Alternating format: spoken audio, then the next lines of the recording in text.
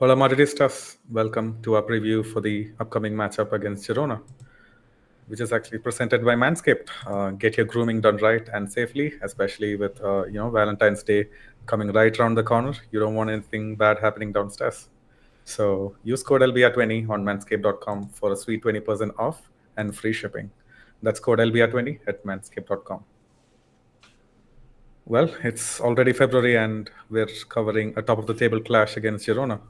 We were all saying back in December, that if Girona are still here in February, then we'll have to actually take them seriously. Well, here they are. And to discuss all of that and more, we have our in-house tactical Mo as well here.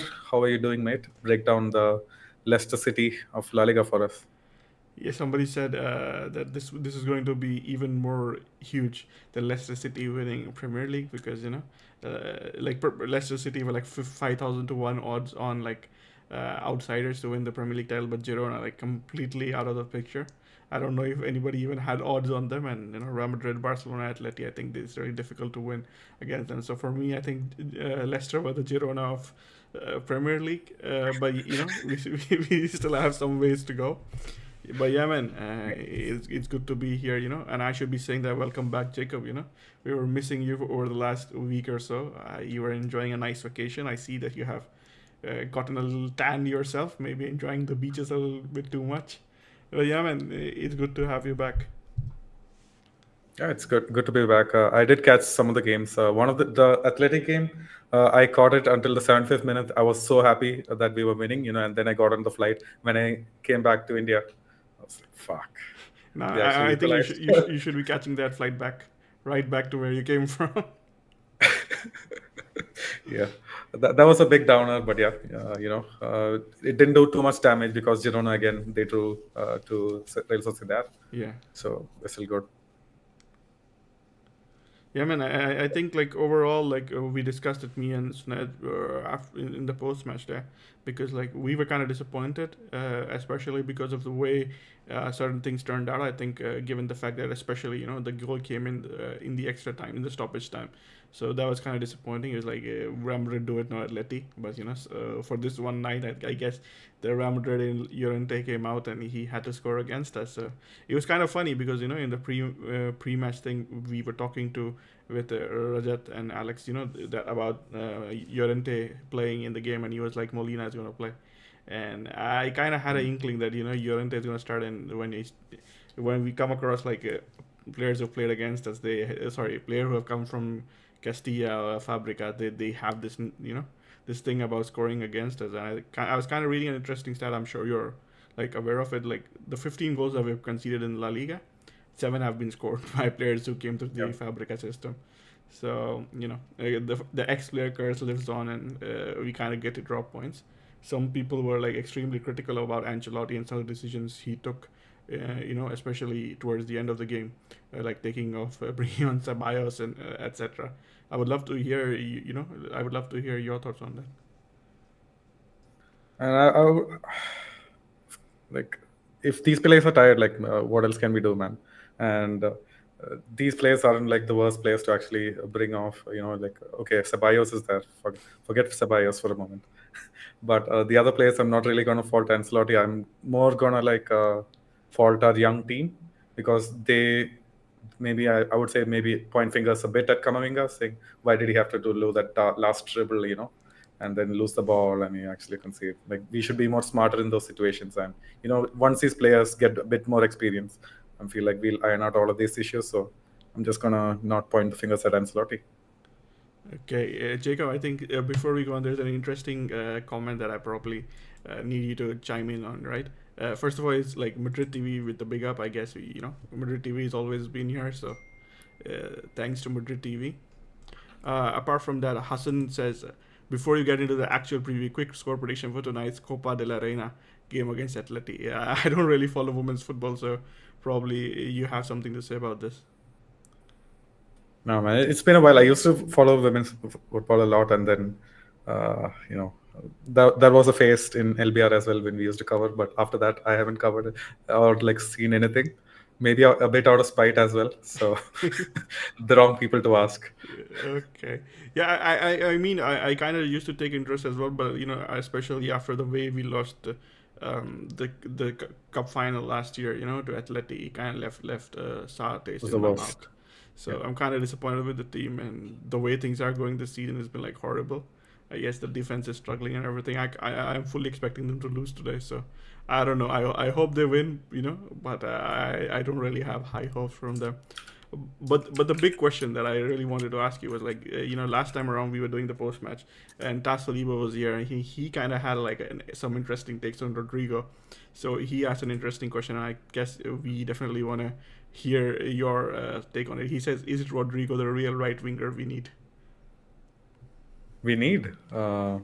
I mean, he's the only right winger we have. Now Uh, he thinks that Madrid should sell him, and let him go and uh, be like prosper elsewhere. He says if he goes to City or Liverpool, he'll cook on the left, but on the right side in Madrid, he's probably not the right fit. I don't know what you think about it.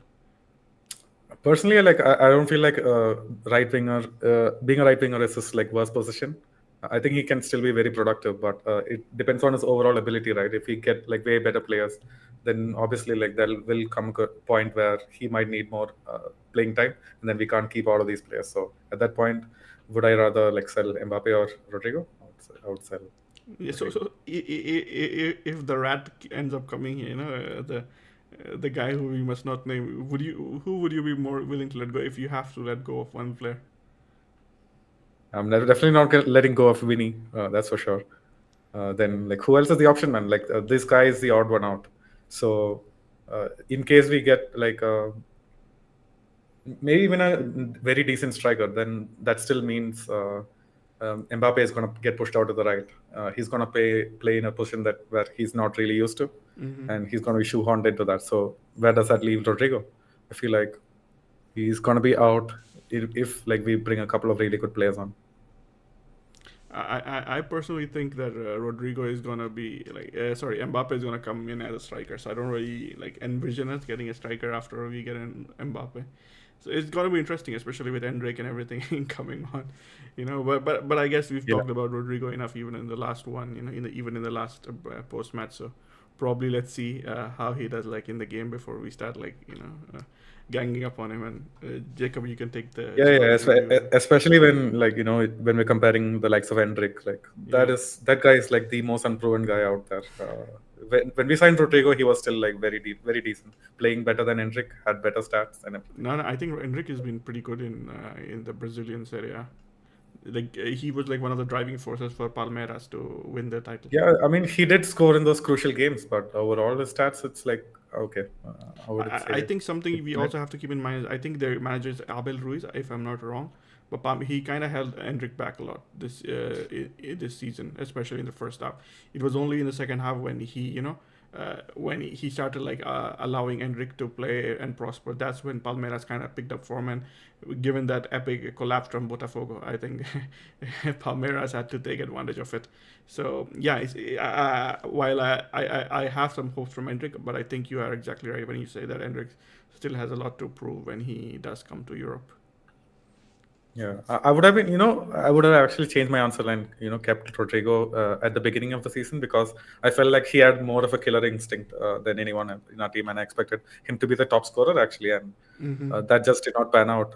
Even when after he found his form in the mid of the season, after that he still like died off.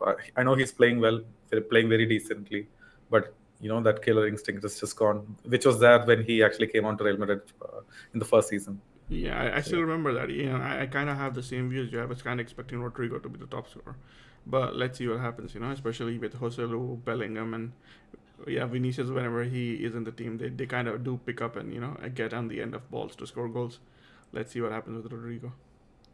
Yeah, yeah. Right. Let's get into the Girona side of things, I guess. So they're just 2 points off. They were not able to capitalize on our draws as well. They drew a couple of times after the December break. So, and then the closest team is like Barca, who are like 8 points away from the top. So realistically, like we have no other competitors apart from Girona, right? You don't see any of the rest of the pack catching us.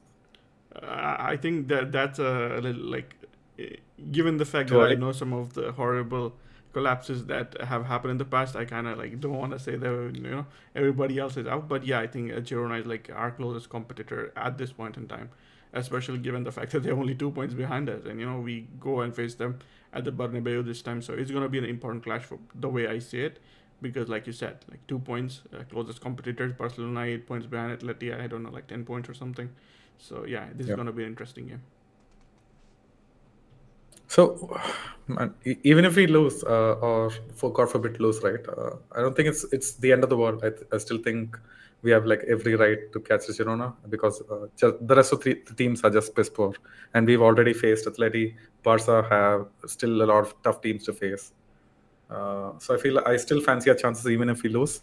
But yeah, coming back to Girona, I just want to touch upon like the latest happenings from the last week. Right, we heard about Savinho, how Man City were going to buy him. So the word around the park is that they're actually going to loan him right back to Girona and let him grow a bit more before bringing him to the Premier League. Is that true, or is he going right back? That's what I've heard as well. They're gonna sign him from, like, he's kind of funny, this big huge city football group they had that has clubs all across Europe, and they're gonna sign him from a stack like this club was in Liga, like I think last season, and now they're like kind of bottom of League 2.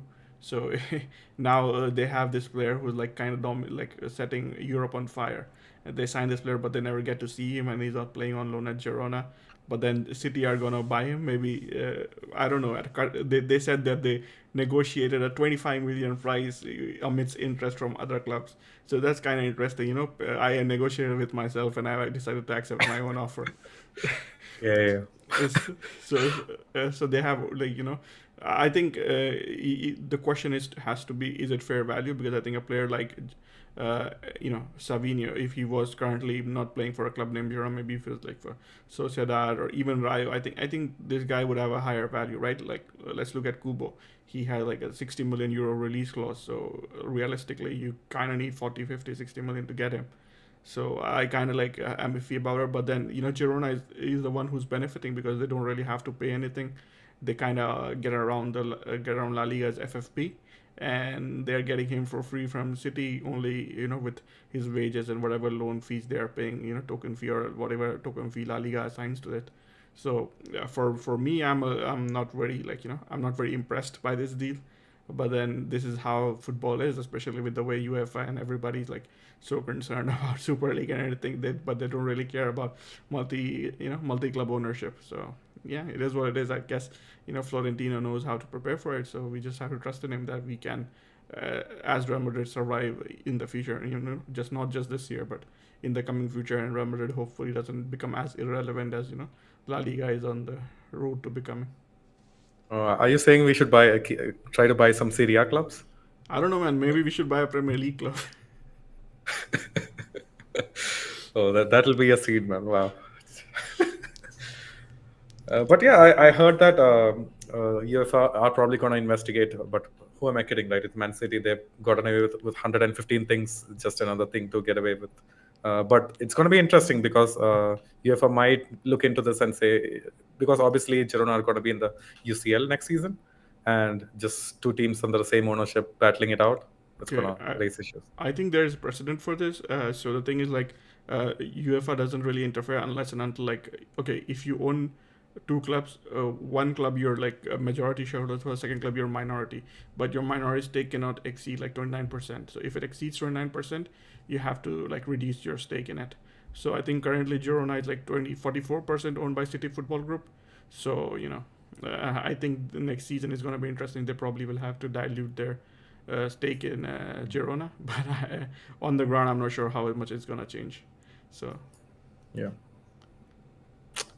Well, yeah, but any news on Savinho? So, is the signing actually confirmed, or is it's going to come under investigation as well? Because it's not fair value.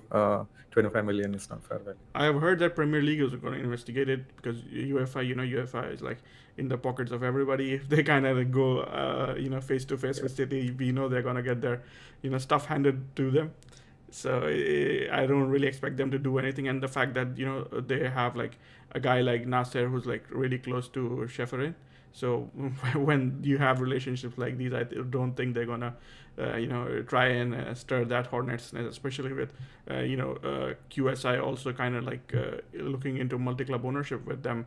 I remember we did a preview before Braha, and the guy was saying that QSI has kind of like has a stake in them.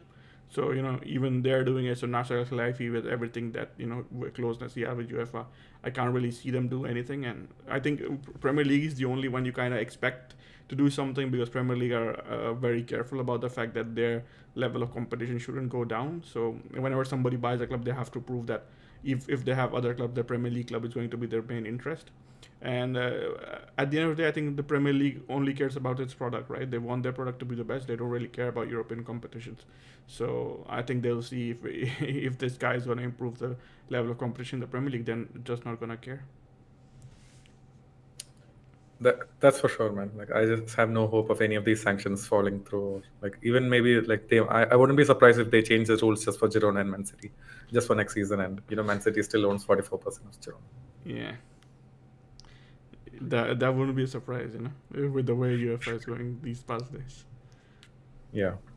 Talking about the other departures, obviously, I have a very strong feeling. I also saw this on some Barca outlets saying that they're gonna sign Alex Garcia, and we also know Alex Garcia already professed his undying love for Barca, so that probably might happen. Who else is probably gonna leave? So, are we actually eyeing Miguel? I saw some rumors on Jan Koto, like maybe a month back or 2 months back, but then are we actually going for any of these players? For me, okay, to answer your question first about Miguel, I think the thing is like it depends on how the Davies thing goes. Because if Alfonso Davies is like agrees to come to Real Madrid, I can't see Real Madrid like spending money to bring Miguel back. I think in that case, Miguel is gonna probably go to the Premier League. From what I heard, like he had a 35 million clause for this winter, and there was a Premier League club that was willing to buy him for like 25 million. And I think Girona did accept the bid and everything, but like he kind of rejected it because like I think Real Madrid and Florentino weren't going to sanction a move in the winter window. Surprise, surprise. But like in the summer, it's kind of like Real Madrid have an option to get him back for 8 million. So it's going to be interesting, especially if Alfonso Davies decides not to come. I hope he doesn't decide. He decides not to come and stays in Bayern. But if he decides to come, I think it's going to be difficult for me to see Miguel coming back to Madrid, especially because with Alfonso Davies, it's not just about sports, also about like off the field stuff. Davies coming to Madrid is gonna like kind of raise the profile of the club in Canada, and get some more fans, get some shirt sales, and all those things. Merchandising, and everything that goes with it. So I think I think Alfonso Davies is kind of like is the main target. So it will depend on how he does. As for Jan Quota, I think he has 1 year contract left with City, so it's going to be interesting to see what happens this summer. Like everybody seems to be liking him. I'm not exactly sure because I'm not really familiar with that player. I kind of think he's offensively, but I think this season he has been decent defensively as well. I don't know if you have like had the time to watch him or scout him, but like he has attracted some interest, especially with the fact that he has a 1 year contract left. It could be an enticing opportunity, but then again, you never know what Real Madrid is going to do, especially with the fact that we're also targeting Mbappe, then we're targeting Alfonso Davies, and then we are also targeting center back like Lenny Yoro, or somebody like that. Yep. So it's going to be interesting to see what Madrid does in the summer. And talking about Girona, I think it's somebody who everybody should be keeping an eye on is Dovbyk, because I think this guy has been really good this season Holland, as a striker. Like he's just come out of from nowhere. Like I didn't really know much about him before this game, so it's gonna be interesting to see how where he goes, at the end of the season. And as for Alex Garcia, I think we already talked about it in December. Barcelona like interested in him, but then Barcelona need to bring the money. Yeah, which is easier said than done. But come on, man. I feel like they will pull some levers if they really wanted to bring Alex Garcia. He's probably one of the best midfielders in the league right now. For me, I think more than levers, I think Barcelona are probably going to have a big sale in the summer. Even when we had Barca Boy was talking about it, especially could it be Frankie De Jong? Could it be, because I think they do want to extend De Jong, so it could be Araujo or whoever. But yeah, it's going to be interesting to see what. Wait, correct me if I'm wrong. Is Eric Garcia still a Barca player, or is he? Yeah, he's a Barca player. It was kind of funny. Oh, so I think Yeah, Barcelona sent him to Girona, and then City sent Barca Cancelo. So it was kind of like a funny deal in the summer. Yeah. I was looking at it, and I think it was SofaScore who posted it. The numbers behind comparing this guy Eric Garcia and Araujo. So Eric Garcia off the bat, like pretty much every single defensive stat, he was on top of Araujo, which is funny. Uh, So I he think has this is actually turned his career around, man. Like, do you remember all the Barca guys just bashing on that guy, just telling we need to get rid of this guy somehow? I think this is one case where we don't really need to. I think Girona have been pretty good, especially with the ball and the way they have been playing. So it has kind of like protected Garcia and Daily Blind. But then the thing is like, is he gonna be the same if he goes to another team? Because when he was at City, everybody used to praise him to no end. Like he's so good, he can do this, he can do that. But when he came to Barca, we kind of found him out. So for me, the thing is like I think it is kind of like Michel's system that's kind of bringing the best out of him. If it's not the same thing, I don't see him performing as well. So it's going to be interesting if Barcelona decide to go with Michel as their next coach. If they manage to reach a deal, then it could be interesting to see how Eric Garcia goes back to Barcelona and does. But then right now the rumor seems to be like Hansi Flick is also interested in that job. So I don't know how situation will be. But this is like kind of talk for the summer. Yeah, definitely.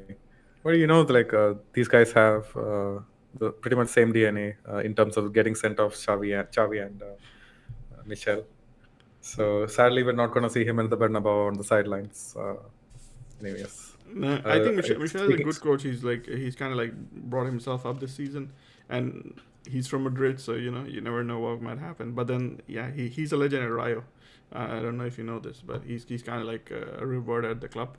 He bought them, like he's managed them as well, so he kind of call him Rayo of Michel. So it's kind of funny. But yeah, it will be interesting to see what he does next season. Mm. Yeah, I mean, we can talk about the other suspensions. Like the Girona fans shouldn't be complaining at all because we have the most injury-prone team right now, but they're still out complaining, saying, "Ah, man, we better not like give up this lead and whatnot just because of the missing players." So Dovbyk is back. Yeah, everyone said he was gonna be injured like for a long time, but I think he's gonna actually make it to the game. Blind is suspended. Herrera is suspended. Michel is suspended, obviously, and. So yeah, they are missing a few players as well. So do you actually expect Daubik to come back, or are those just rumors? I kind of like everybody everywhere I've read is like everybody said like Dovbyk is gonna play, so I'm like completely expecting him to play in this game. And I think just to add to the list, I think David Lopez is also injured. He was the center back they signed from Espanyol, so I guess like from what I've read, he's not gonna be available for the match like at the Bernabeu. So I'm gonna be interested. It's gonna be interesting for me to see who they start alongside Eric Garcia in the central of defense because Daily Blind is not available. It's probably gonna be Arnau Martinez who had a good season last year at right back, but now this season he's like kind of receded into the background a little bit because of Jan Cuoto. So for me, yeah, I think that's going to be interesting with their injuries. Apart from that, Yangel Herrera is also going to be a big miss because in the like in the midfield he used to play alongside Alex Garcia. So without him, it's going to be again we have to wait and see who they play in that position because Girona have they like controlling the ball, so these guys are like integral to their build up and everything. So it's going to be interesting to see. But then we also have our own issues in the central of defense. So it probably evens out. Man, we have no center of defense. There is no defense. Yeah, I kind of think Nachos are like from what I've been reading completely, and Chouameni is coming back, so probably one position he takes over. For me, the worst nightmare would be Chouameni and Carvajal playing as center backs. So yeah, we'll see how Against Rudiger Daubik. goes. Imagine that. Yeah, it will be interesting to see how Rudiger is because I think I've heard like they're hoping he does some of the training with like the rest of the team tomorrow, like So, yeah, group training. he did not train today. Yeah, he's gonna train tomorrow. Yeah, he did solo work today. He's not trained with the team. I've heard that he still has pain in his thigh or something. If he got injured. So yeah, it will be interesting to see. Some people are expecting him to train tomorrow, but like everybody's like there are even doubts about him and Nacho like coming back for the Leipzig game. So Yeah. Yeah, but before we go into the Real Madrid side of things, there's one more thing which was the main talking point of this week. I was sending you all of these links, asking, man, like, is this actually true? because let's talk about the referees. So El Debate was it the source? Yeah. Totally unreliable, but some really incriminating stuff coming out saying all of these referees have like complaints against them, and they're gonna get into trouble. What's happening there? Yeah, I think they were talking about some complaint being filed about the fact that the guy who is at the top of CTA, Medina Cantalejo, he kind of like they were modifying the frames that they were showing for the VAR through a secret room. I think that the presence of their room has been confirmed. Is kind of like according to the rules, it is not allowed, but Spanish football has had that, and they were saying that they're There's a using it. secret room like just beside the VAR room. Is that what you're saying? Yeah, basically, I don't know if it's physically beside it, but there has been this news that La Liga had this video operating room where the images would be sent to VAR through, so from the field to VOR, and then they go to the VAR room. So it kind of like they were manipulating some images. That's at least that's what the complaint is. But then the thing is, like, as I was telling you, this is really going into conspiracy territory because uh, I haven't seen anybody apart from El Debate like cover it independently. I remember like the network that has Chiringuito, they kind of talked about it, La Sexta about it, like this report from El Debate, but I haven't seen another journalist like come out and talk about it independently of what El Debate has reported. So for me, it's going to be interesting to see what happens. But then we have seen it with the Negrera case and everything, like how kind of things work in Spanish football. So yeah, I'm not really expecting anything to happen. Yeah, yeah, man. That really, I didn't know how to feel about this. Like, first of all, I was like, uh, I was really surprised. Not to be honest, like a lot of fans were saying, "Man, this is nothing surprising. We were all expecting this to happen." But for it to actually become true, like that would really shock me. And I don't know if I would still be interested in La Liga after that. Fuck, man. I mean, I think the level of this adulteration is like kind of like surprising, especially with all the nonsense that Xavi and Joan Laporta came talking about in the press, with adulteration of competition and all that bullshit. But yeah, it's kind of like when you're paying the referees, I think something should happen. It's going to be interesting to see what happens in this thing. But for me, like it's I used to say, kind of don't hold out too much hope for it. The fact of the matter is, like, Barcelona pays the referees, and that's the only thing that you can hold on to, because that's the only thing that is proven for a fact. Right. All right. Before we head into Real Madrid side of things, let's take an ad break. Take a Okay. breather. It's time to talk about Manscaped again. So, ever since we started this podcast, you guys asked us how you can help us out and support us. Well, we are happy to announce that we've been sponsored by Manscaped, and it just so happens that the Super Bowl is happening this weekend, and Manscaped is here to bring you the new Beard Hedger Pro Kit, the absolute goat, of grooming and precision trimming, and you can get yourself a good little discount from manscaped.com if you use our code LBR20 at checkout for 20% off and free shipping. So in this Beard Hedger Pro Kit, you get everything you need to create your own signature look, and especially do it with ease. You get the Beard Hedger, which is a cordless trimmer that is also waterproof, so you can just shave in the shower. There's no mess. It is high precision, and you get one guard that has 20 adjustable lengths. So you don't need 20 different guards. You can just have one guard that is adjustable to 20 different lengths for high precision shaving. And in the kit you get also a bunch of things. You get like a beard balm, you get beard oil, shampoo, conditioner, you get a beard brush, you get beard scissors, you get a comb, you get a bunch of things. So definitely check out Manscaped, and of course, what better time to do it than now, especially as the Super Bowl is coming up and you want to, look fresh for the ladies, especially if you're going out on that day. And definitely, go and check out manscaped.com. Use code LBR20 at checkout, to get 20% off and free shipping. That's LBR20 for 20% off and free shipping. And thank you to Manscaped for sponsoring us. And back to the video. Okay. Thanks, guys, for still tuning in. but we have to do what needs to be done. But yeah, let's go through some of the comments. What do you guys think? Okay, so do you want me to read it? Sure. All right. Yeah, I think we can pick up with Hassan's comments. He's talking about Ratiano. I think it's Mbappe. Did you see his performance yesterday? He was very good centrally. Kind of reminded me of faster Benzema with one-touch moves. Faster Benzema. I think he's kind of fast though, Mbappe. Yeah. I mean, I did not catch that performance, but I heard good things. I saw all the ratings and the stats and things that came out. I don't know about Benzema, man. Like, I just don't see it when, like, him doing all of that stuff that Benzema used to do in La Liga. Maybe he can do it in Liga. But yeah, what do you think? Yeah, for me personally, I think I've seen actually a lot of people talk about him being similar to Benzema and his movements, especially combination plays around the box and everything. But I think a key thing that people miss about Benzema is the fact that Benzema was not only just like those movements and combinations that I kind of think even Rodrigo does it to a certain extent, but then he was also a presence in the box. He knew how to play the centrally and hold up the play and everything. So that aspect of it, I kind of don't see in Mbappe, but it's gonna be interesting to see. If he does come and Real Madrid do decide, Ancelotti does decide to play him centrally, it will be interesting to see how this thing works out. So Yeah, but for me, like, just my opinion, I don't think Mbappe is as good technically in very tight spaces as Benzema was. Do you feel the same way? For me, I've seen I kind of remember his goal against us in the Champions League in 21-22 in Parc des Princes.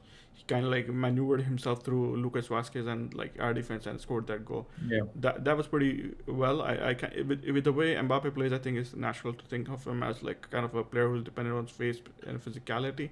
But I think he has that ability to play in narrow space. Obviously, you can't really expect him to do what Benzema does because Benzema was kind of striker. Benzema had he had a different set of skills, technically especially.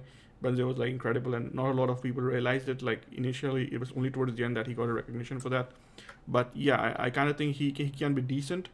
But yeah, he's not going to be a striker like Benzema was, especially centrally, taking away defenders and doing all of that work that Benzema used to do, being a presence in the box aerially. Because I don't think I've actually ever seen Mbappe score a headed goal. I'm sure he has, but I haven't. So yeah, I kind of think that is something that he might struggle with when you compare it to Benzema. So I think another comment from Hassan was the Undertaker just fucked out before the Al Nasser Al Hilal game. That league kills me. Did you like the Undertaker? People are actually watching Al Nassr, yeah? I mean, Cristiano is playing there. Oh gosh. Yeah, I caught the Inter Miami game. It was playing in all of the bars in Dubai, so I just wanted to get into the heck of things. There was actually a lot of people very interested. People were cheering. It was pretty alien to me. But yeah, I did not catch the Al Hilal game though. No, and I remember going to the subreddit of the for MLS, and everybody was kind of because they got everything handed to them, and they were kind of pissed. They were oh man, this game doesn't matter. Look at these Saudi guys; they're celebrating that win and everything. It was kind of funny to me to be watching the salt flow through them. But yeah, overall, I don't really think it matters. It doesn't really affect anybody's legacy because Cristiano, whatever he did in Europe is always gonna matter more than what he's gonna do in Saudi. And I think Messi did what Messi did. So, yeah. Okay, I think Malshita Vimukti asked, "Tell me why Madrid is not investing money in their defensive line. Lenny Euro cost 60 million. I don't see Perez paying that money this summer." Really, 60? We don't have 60 million. Is that what we're saying? No, I think if we are really interested, we will go for him. It will also depend on Nacho, right? So if the Real Madrid board believes Nacho can still pull off, especially if he has a good UCL campaign, I feel like he's been dreadful over the last couple of months. But if he has a good UCL campaign, and maybe if he decides to stay, then maybe we don't look for the defender. And it also depends on if Alaba comes back really healthy and in form. Yeah, I think you have a good take on this, but something about Nacho is the fact that I was just reading today. I think it was Dario asked that Nacho has been playing with an injury. He's been playing through an injury for the last month or so. So to me, that kind of explains some of his performances recently. But then Yeah. When it comes to reinforcing the defense, I think the, Tas Saliba also kind of like makes the same comment. He's asking about opinions between who we should get between Euro or Antonio Silva from the Portuguese league. So I think kind of like because these two comments like kind of flow into the same thing. For me, it is interesting because Lenny Euro, like I said, I kind of like referred to him in this back in December as well. Before like most of the people were talking about that Real Madrid have been scouting him for a while. But the thing is, like he's gonna cost a lot of money. Lille wanted 50 million for him in the winter. That's 60 million in the So summer. isn't Antonio Silva going to be more expensive? I thought he was more highly rated. Now I think Lenny Euro is the one who's more highly rated because of the way, especially we had a game against PSG, Lille, and he kind of marshaled Mbappe extremely well. So I think his profile rose a lot after that game. But then the thing is, like he has only 1 year left on his deal, and Real Madrid are kind of like hoping that he doesn't extend, so that might like rein in the price. For me, it is all about like where does he want to go? Is he set on coming to Real Madrid? Otherwise, his price is going to be expensive, and we also have to consider the fact that Real Madrid targeting Mbappe, they're also targeting Davies. So spending that much money, like everybody says Mbappe is going to be free, but if he comes, he's going to take a free agent signing, or a signing on fee of like 120, Man, 130 but million. imagine this: like, let's say Nacho or someone is going to retire. Like maybe Alaba, he doesn't come back totally healthy. That will change that'll change our priorities. Like I don't think we'll like even go for Alphonso Davies if it means that No, we're not going to sign a CB. for me in that case, I can see Rafa Marin coming in, plugging the gap. I don't see Real Madrid like making a big signing. I think with Lenny Euro, if the deal is on our terms, it's not like too expensive or anything, and the player does what Tchouaméni does and kind of pushes for Madrid, because Tchouaméni told PSG he's not going to go there. So if Lenny Euro does that, I think that isn't the situation in which I can see a deal for him happening. But then we also have to keep in mind that Lille 160 million, his agent is Jorge Mendes, and Luis Campos is at PSG. So anything can happen. I haven't heard about from him, saying that he wants to go to Madrid only, or he wants to go to Madrid, or he wants to go to PSG. So it's going to be interesting to see what happens in the window. So, Yeah. Do you want to talk anything else about this?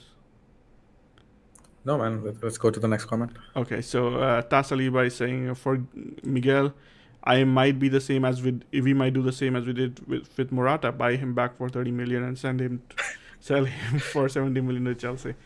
Yeah, I don't see that happening. Hassan says, So if we buy him back, we can actually buy him for 8 million. Like I read from some place that we don't actually have a buyback clause. It's instead a first refusal clause. we kind of have like a clause wherein we can if Girona sell him to somebody else, we get 50% of the profits or of the transfer fees. But if we want, we can buy him for 8 million in the summer. Just the summer. Okay. In the summer, yeah. We didn't have a clause on him in the winter. So if in the winter he had been sold, we would have had the right to match it, but then we would have had to pay like whatever, half of whatever the other team decides. So in the winter it was not happening.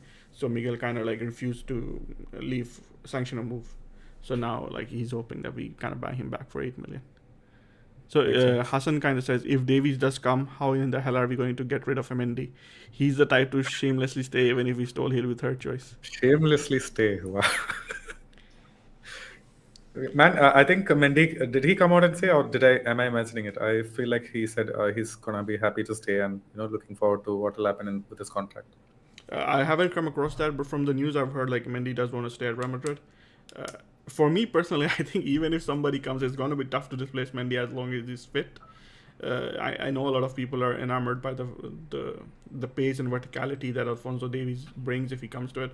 But in the big games you need defense, and I think neither of Davies or even Miguel are that good defensively. But when it comes to Mendy, he's like he that is his forte, right? And he's always performed for Real in the big games, and Ancelotti likes him. So for me, even if he takes a chance and stays, I can't see Ancelotti benching him as long as he performs. So for me, I don't think he's going to be there just sitting on the bench unless Ancelotti has a lot of pressure from the board and he has to stop playing him. But I don't think that will happen. I think, he's probably going to stay and he's probably going to compete. So for me, if Mendy stays, I kind of see that in big games he's going to have a role to play. But his contract ends in 2025, so we'll see what he does from there. Real Madrid obviously are hoping to sell him in the summer, and make some money out of him. But I think Hassan might have a point where he says, he's probably going to stay. I actually think he's gonna stay, man. I don't think we have a lot of suitors also, like you said. I think he's gonna stay. As for if he'll actually get a starting spot, I think we're gonna definitely gonna force his hand by not playing him a lot. I mean, how can we buy Alfonso Davies and just have him sit on the bench? Yeah, that's interesting. But I think the thing is, like, when it comes to big games, when it's all about winning, Ancelotti is probably gonna want to save his own skin. So that is when he's gonna fall back on the on the players he trusts a lot. So it's gonna be interesting to see.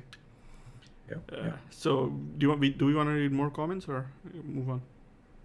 Yeah, man. List one more, I guess. Okay. Then we'll talk about Real Madrid. Let me see which one is the most interesting. Okay. There's Hassan says not as good as Benzema. I think it is with the relation to Mbappe thing that we were discussing. Tas Saliba says, I started watching PSG since Mbappe became something like a striker this season. He is decent, but let's not forget what great Zidane said. Benzema is like him in R9. I think kind of like Florentino's also said this. Hassan says Mbappe has like a lethal finish on goals. And he was talking, we needed a CB while Alaba was fit, as he's in horrible form. Now he's done his ACL. We 1,000,000% need a centre back. It just depends on what is needed more, a left or a right footer. What do you think about this? We have a right footer centre back covered, right? So I feel like I don't think that to be a left centre back you absolutely needed to be left footed. I think we can go either way. It doesn't really matter. It depends on who's available for the right price. Uh, but as for Alaba, actually, getting frozen out of the club, we'll have to see, man. Like with these players, maybe Alaba just needed a bit of rest, maybe to clear his head, or we don't know what was going on with his poor form. Maybe after the ACL, if he works hard, he can actually absolutely come back to the team. Yeah, that's going to be interesting to see how the Alaba comes back, because I think he kind of like signed a 5-year deal when he came to Madrid. So I think he had like a 20. And he's on one of the highest salaries also, right? Yeah, he's like around 12 million or something. So it's going to be interesting to see. It's a tough situation all around. And Tas Saliba says, am I the only one who is against Alfonso Davies? Who's against Alfonso Davies? Imagine Vinny, Mbappe, Davies overlapping on the left flank, priceless. Is he not against Davies, or is he against Davies? No, I feel like if he's against Davies, then he's talking about the fact that all of these three players are going to be wide. Nobody's going to be in the center. It's just going to be someone like Lucas Vasquez or fucking Ceballos in the center waiting for crosses. Yeah, the thought of Lucas Vasquez waiting for crosses kind of like makes me chuckle. But yeah, man, that's the comments. I guess anybody else who wants to chime in can leave in something, and we'll try and read it. But yeah, on with the preview. Yeah. On with the preview, yeah. Let's talk about our defense. I guess that's the main thing. Do we actually have a defense? So we already mentioned Rudiger. He might train tomorrow. We'll have to see. If he does, he's probably going to feature against Girona. Nacho's definitely out, right? That's the news we're reading. So realistically, let's assume that it's going to be Chaumini and Carvajal playing against Dobbik. Yeah, I kind of think I'm kind of like gonna a little bit scared about that. Chouameni and Carvajal against Dovbik, and not just Dovbik. We also have Sikankov on the other on one end, and we have like Savio on the other. So imagine Savio playing on the left, facing off against Lucas Vasquez, or Savio playing. If he plays on the right, you're gonna be okay because you have Mendy.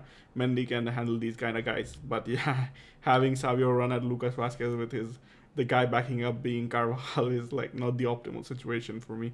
So and then they have they'll have somebody like Porto or Ivan Martin, Ivan Martin playing centrally as well, and then Miguel. Fucking even Christian Stuani, man, lay down, like you can just feel that goal, feel him just losing one of the defenders. And me and Sunil were actually talking about Stuani towards in the postman last game, because like we were talking about whether Dovbik was going to play or not, and we like, yeah, Stuani could play. But then when I look at the stats, he scored like 12 goals this season already. In all competitions. Like Stuani. Yeah. Fuck. He has like 14 goal contributions for Girona this season, like 12 goals, 2 assists.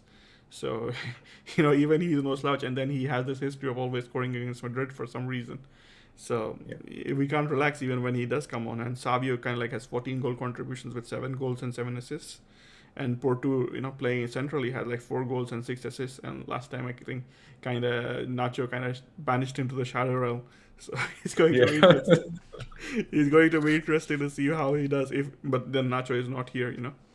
So they Yeah. have a lot of firepower all across the pitch. Even with Alex Garcia, he's kind of 3 goals and 4 assists. Miguel obviously 1 goal, 5 assists, and Jan Cuoto he had like 2 goals and 6 assists. So they have goals all over, man. And they've been the top scorers in the division this season with 52 goals, like 4 more than us.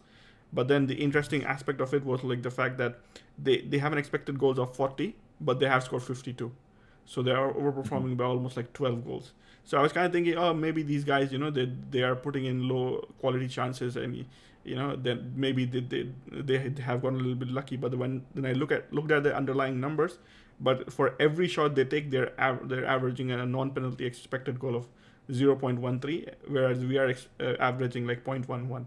So they're creating higher quality chances than us. So Girona definitely attacking wise is a team to be scared of. We have the best defense in the league, but then the problem is our defense is not going to be in this game. We're just going to be Yeah. playing midfielders. Especially Pep's dream. Midfield 11 midfielders playing a game.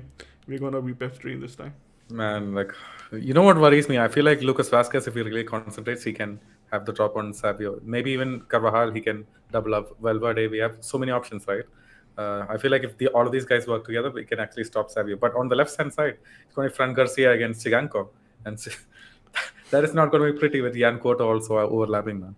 But I think the good thing is we have Mendy, right? Mendy, Camavinga. I think they can cover up those regions. But yeah, man, I think Lucas did exceptionally well last game. Like I kind of like me and Sunil, kind of worried about all the crosses coming in from that flank, especially because Samuel Lino, we've seen him. He's actually delivered a cross and got an assist against us. But then I think with his pressing and with his desire, Lucas did incredibly well. They kind of prevented a lot of crosses from coming in, and the way they were closing everybody down. So yeah, Lucas can do it, but then Savio kind of brings his own spin to it because he has that movement, he has that ability to take players on. So I think that's going to be something to worry about. Yeah, it's not just even taking players on you. Like, like when he's even put into a tight spot, like he somehow just gets out of it because of his pure strength. And against Lucas Vasquez, I don't know. Let's see. Let's see. And then you shouldn't forget that Miguel is also going to be there, combining with Um, Savio. So of it's not, course. not just Of going to be course. one player.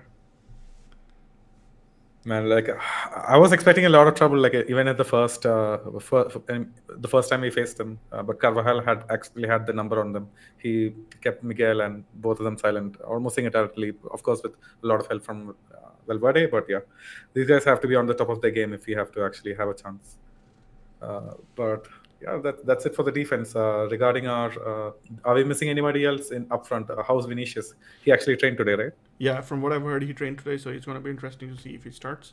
We could have Rodrigo kind of play on the left if he doesn't start. I'm not too worried about the attack because I think even if Vinicius is not there, Rodrigo, Brahim, Joselu, these guys they can handle it. But yeah, Vinicius seems to be for right now. For me, the biggest worry obviously is how we kind of defend the situation because starting with Chouameni and Carvajal as the center back, like not optimal, man, not optimal. Sunit's here in the chat. So he says somebody mentioned on our Instagram that Vasquez is awaiting a renewal.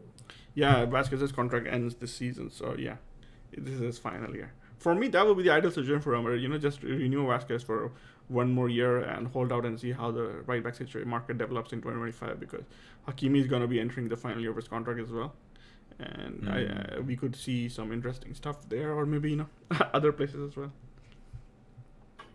Yeah. Who else actually stands out as a Madrid prospect? If we can get them for the right price. Right back. Yeah. Okay, the guy I used to like last season was Fresneda because he kind of like brings that defensive stability. But he's gone to Sporting and he had an injury and surgery, so I haven't really kept up with him. Like after he's come back from that surgery. And then another one is like obviously Arnau Martinez, who used to play with Girona, but right now he's kind of being kept on the team by Jan Cuoto. So those are the two guys I had my eyes on. Apart from that, I don't really have anybody in mind. Yeah, I was gonna say now as well, but yeah, completely changed as the season developed. Yeah. But Sunet has a But yeah, man. solution to how What? to beat Girona. He says Girona plays some sumptuous football every time I tune in. So I guess the solution is easy. Sunet shouldn't be watching the game on Saturday. Yeah, yeah. I mean, I guess I shouldn't watch the game as well. Like they've won every time that I've. No, Oh, man, you should actually, watch like the the game in Atletico Dubai. game, they've lost. No, they did lose the game against Atleti, which was a lot of fun. Yeah. So yeah, man, I think Girona's form last few games has been has been a little bit down. Iffy. I was looking at their form and like last 5 league games, it's kind of like they have 2 draws. If you just look at the league, ignoring the cup performances, 3 wins, 2 draws, and if you look at the last 5 overall, including cup games, they're like 1 defeat to Mallorca in the cup, and 1 draw against Sociedad last game. I But mean, then are we doing any better? I don't think so. but yeah, their win against Sevilla was like incredibly imposing, 5-1. Yeah. I mean, I watched the highlights for that game. Like I have a lot of Sevilla's defense is just piss poor, man. Fuck. Yeah, Fuck Sergio Ramos Sevilla. is gonna be not happy about it. But then Sunet says, "I am watching Pedro Porro close cause of Hassan." Yeah, I remember the last post match. Hassan was like incredibly insistent on remember signing Pedro Porro for some reason. I think he was saying that he kind of has that ability to play for Real Madrid. I don't know what you think about this, Jacob. Uh, I've never felt that. I feel like it could be a very Alvaro. Who was that? I forgot the guy. Rossi Sociedad guy, man, who was here for an eternity. Odriozola. Fucking Odriozola, man. I feel like he has a similar trajectory. Okay. Yeah, I mean, Odriozola really was good at Sociedad. He even went to the Spanish team, and then when he comes to Madrid, kind of doesn't get enough game time. Poor defensively, even offensively, he kind of looked like limited. It was a sad situation all around. Yeah. Yeah, so I guess we talked about the defense, man. Like, I know we're missing a lot of players. We just have to hope for the best at this point. It's not ideal at all, especially if Dobik is back. But yeah, we have to hope for the best. Hope Chaumeni, if he plays, he gets the best game out of all the rest of the games that we've seen. But realistically, like, do you feel like Chaumeni, maybe he has a couple of games as a CB under his belt, he's going to improve, or do you Yeah, see man, no I improvement? I've already seen Chouameni do better than I expected. He kind of like we used to have these debates, where I was used to talk about how Chouameni was like incredibly when he used he's good, incredibly good at pressing and stepping out and kind of like pressuring the opponents. But when it came to positionally organizing himself, he kind of he had a bit to a bit lacking. But like over the past few games, especially ever since he started playing center back, I kind of seen that improve in him. So positionally, he has improved. But then we have to keep in mind that this guy is a CDM or even sometimes a box to box. He isn't like gonna be kind of like the way a center back is. So if they're playing center back, I think Carvajal is the one who's gonna probably be the leader of the defense. So and Chouameni, I don't And really is think. that a bad thing? Carvajal did really well, like in my opinion, against Atleti. I mean, he did decently, but the thing is, like, when you have a player like Dovbyk, somebody who's tall is somebody you can score from anywhere. You kind of need your center back to be on point. So I can't really see Carvajal like marshalling him like the way a Rudiger would, or maybe even a Militao would. So that's gonna be Yeah. interesting. So I saw this. Like, I don't know what to make of this tweet. So I saw from Reddit Extra that Jacobo Rabon, the UNLA center back, he was actually training with the first team. Do we actually have literally no one from Castilla playing or prospectively playing for us? I think yeah. So the first four teams like center backs are injured. From Castilla, I think Carrillo and Marvel are injured. Raul Asensio is the one who's probably playing the most there, and he's kind of like not going to be called up because of some legal issues. And then there is like this. After that, it's I think Jacopo Ramon, and even he's coming back from injury. And with the way Ancelotti is, Perfect. he's probably going to sub on Francesco and Sonet to play as a center back pairing before he does Jacopo Ramon. So. Fucking hell, man! Like, so it's all round. Like, even Femenino, Castilla, UNLA, like everyone has injuries in the back line. Yeah, and I think this is the curse of Real Madrid this season. Somebody, I think maybe Xavi or Laporta had that, where they do this thing where they light a fire and throw in everything and kind of make a prayer to the gods and everything. Man, They kind of took away all our ACLs. Yeah. I think Laporta personally, like he has barbecues also, a lot of barbecues where he does all of this. Just looking at his form. Yeah, I mean, he picked up some Argentine stuff from habits from Leo Messi, while he was hugging his mannequin. So All right. I guess we can head right into the lineups, right? Obviously, we discussed the defense. It's going to be Mendy, Chouameni, Carvajal, and Lucas Vasquez. Lunin's going to start, right? He's had his spot down for a while now. yeah, for me, I think Lunin has to start. An interesting thing about this was like I think Lunin and Dovbyk used to play for the same team in Ukraine. If I remember correctly, they used to play for Dnipro. I think it was in the 16-17 season. So it's going to be interesting. I never knew this fact about the fact that these guys actually played together. So yeah, even Sigankov, like, did he come from the same club? No, Sigankov, I think he used to play for Dinamo. Okay. Yeah, it's going to be these guys back in defense and in goal. And what do you think about the midfield? Midfield went same thing from last game, I guess. It's going to be Cruz, Valverde, and Bellingham, and Camavinga. Cruz, Valverde, Bellingham, Camavinga. Yeah, I see no other alternative. Like, do you think Modric could potentially play? Nah, man, I don't think so. Because like Cruz and Valverde are locked on, and Bellingham is like kind of locked on. Camavinga has to play at CDM because you can't really expect Modric to do that. So Yeah, we need absolutely any help we can get from CDM. yeah, And plus, Camavinga is a bit taller than, like, Modric and whatever. Probably can help a bit in the air. I don't know about that, but yeah, I think we definitely need somebody protecting that back line of Camavinga, Carvajal and Chouameni. So I kind of keep saying that Chouameni, Camavinga are going to play center back because of the way Yeah. everybody's talking about it in Twitter, Chouameni or something. But yeah. Who do you think could actually be a better centre back? Like, you think for a fact is Chouameni better than Camavinga at centre back? No, man, I think Chouameni is probably better because he has the height down, and that's I think is like a requirement number one. And he's also decent. He's improved positionally. He's making good tackles and he's good in the air. So for me, he's the better center back. But Camavinga, the way he's played on left back, defensively 1-on-1s, he's pretty good. Yeah, I agree. I guess that's it for the midfield. And up front, we're definitely going to see Rodrigo. Yeah, Yeah, we're Rodrigo not and going to Vinny. bench him at all. Vinny, yeah, Vinny's I actually like really wish, like, prefer that he absolutely comes on for this game, because if we're playing him at home, we're not going to see any chance against him. He's going to be the best version of himself, riling up the crowd. What better the game to have him back from injury? Yeah, I also think the fact that the way Girona play, they leave a lot of spaces in behind, especially now that they're gonna miss the experience of Deriblin and with Arnau and Eric Garcia. I think Eric Garcia is somebody probably Vinny and Rodrigo could exploit. From the only thing that I've heard in the media is the fact that maybe Brahim could be pushing Rodrigo for a starting spot, so that could be one surprise if Ancelotti decides to pull off a surprise or something. But then, yeah, kind of like for me, going by what Carletta used to be till last season, because this season he's kind of like surprised us in a lot of situations. I still think it's gonna be Vinicius and Rodrigo. Yeah, if Vinny's playing, like, I don't think like Brahim should start up front with him, man. Like, I don't think they have.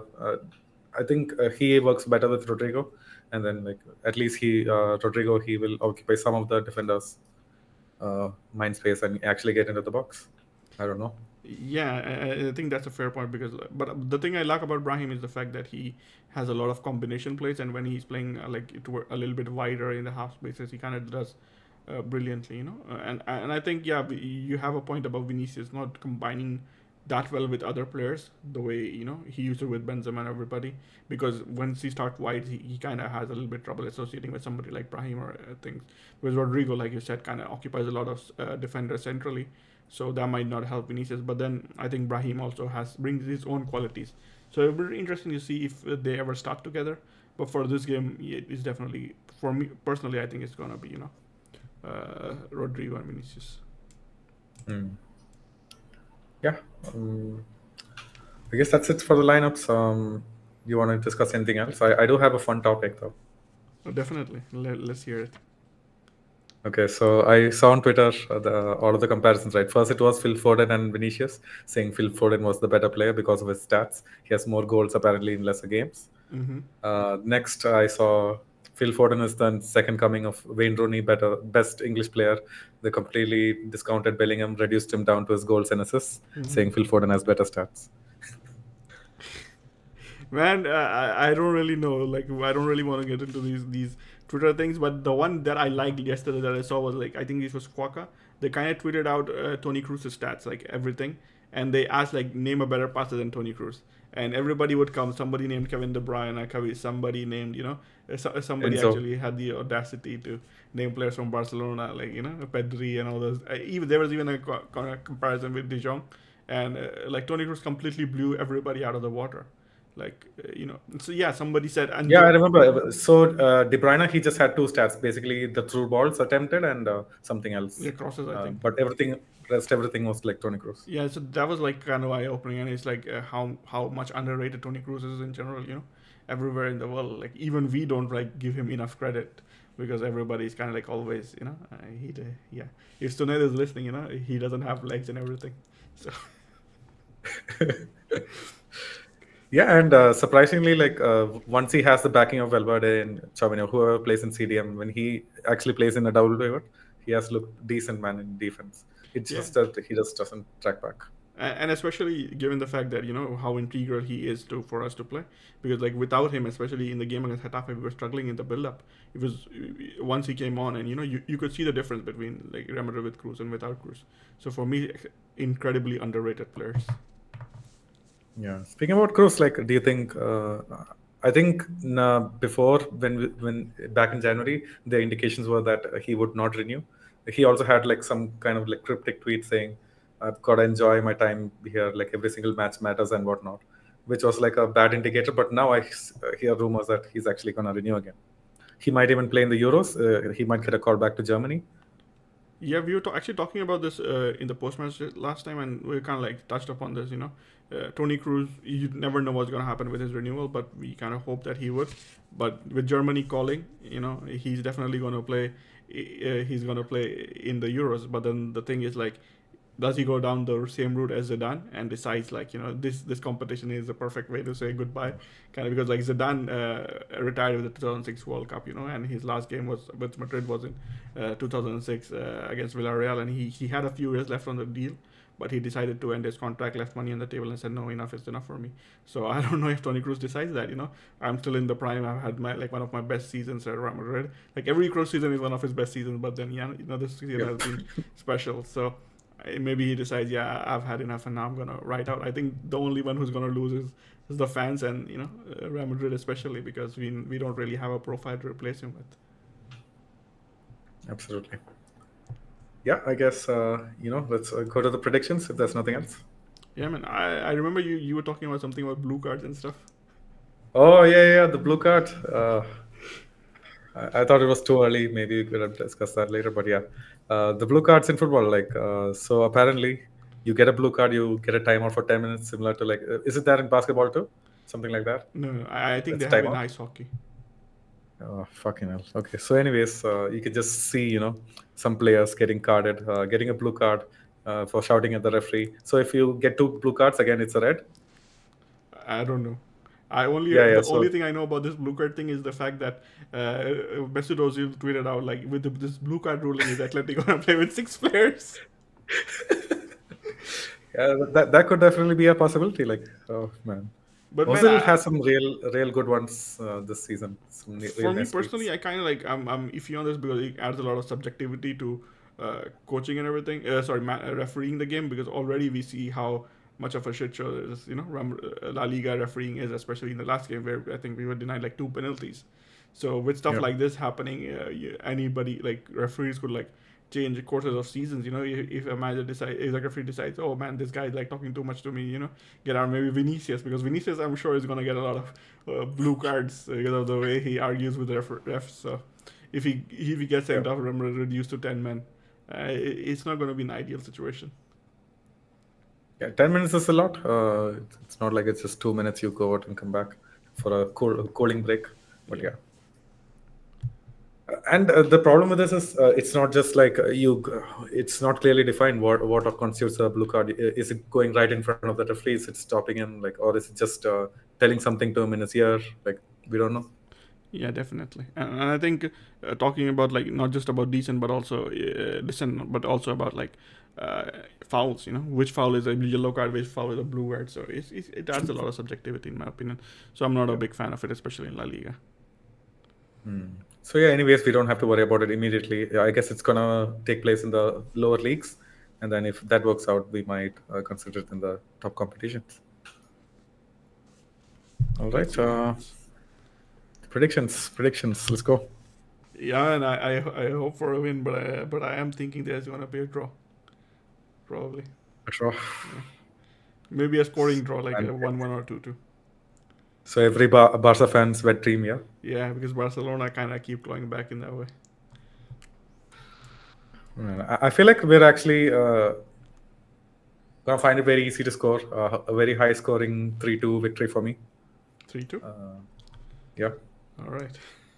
Vinicius double, and then Bellingham breaks the scoring drought. Okay. No love for Rodrigo.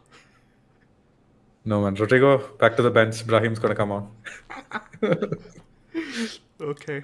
Yeah, I know I'm being harsh on Rodrigo, but yeah, I really hope he figures this shit out. Actually, gets clinical with the chances that he gets. I don't care about his general play. I feel like he's fantastic with that. I feel like if he gets his clinical ability back, then it's going to be really a game changer in the Champions League. And I think with the space Girona probably give us on Saturday, Rodrigo might have a good chance. But let's see. Yeah, hopefully. So 3-2 or a draw. Yeah, let's hope for the best. Yeah. Hassan says it's going to be a 5-1 demolition job, but yeah, that's the best case scenario. Best case. Wait, he didn't say who is going to be doing the demolition. Which team? Yeah. Hassan Okay, so also he says- clarifies it's going to be Joselu hat-trick and Jude and Rodrigo with one goal each. Well, do you actually feel like Joselu might get a starting spot in this game? I was actually When he's thinking about him when we were talking, but the thing is, like, I think Ancelotti said that Brahim gives him this similar to what Vinny and Rodrigo do. So I think he's not going to tinker too much with the starting formation, especially in a game as big as this. And he's probably going to go with Brahim. Yeah. There used to be a time when Ancelotti used to actually tinker for big games like this. Yeah. Used to do weird formations. Yeah, No, he's not. I remember Barcelona at the Bernabeu like 2 seasons ago. So don't need to bring Even up dropping old- Chomini for these big games, that's like a major. What is he thinking? Yeah, Atleti especially the first time we went to the Metropolitano. Yeah. But yeah, man, this game, especially with the way I think our defense is, I don't really expect him to tinker too much with the attack. Absolutely. All right. So let's slowly wind this up. Thank you all of you guys for being in the comments. Hassan, Tasaliba, Sunaid, who else was here? Malshita, Vimukti, all of you guys, thanks for being here. Meta TV as well, for hanging out. I know you already saw the ads for Manscaped. Probably are a bit annoyed for having all of that ad reads in the mid of the pod, but yeah, it's just to get you aware of all the products that's out there. There's actually some very cheap products available. It'll actually help us on the pod, keep us going, and help us secure this sponsorship, which is really important for us at the moment. So if you guys can buy a t-shirt, buy a nail clipper or something for $20, it's going to be really helpful. I would also like to thank Real Madrid committee for their support on Instagram.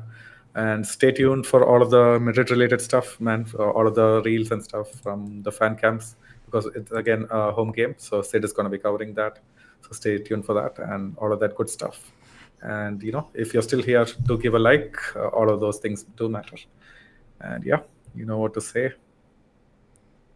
Hala Madrid. Hello, fucking Madrid, man.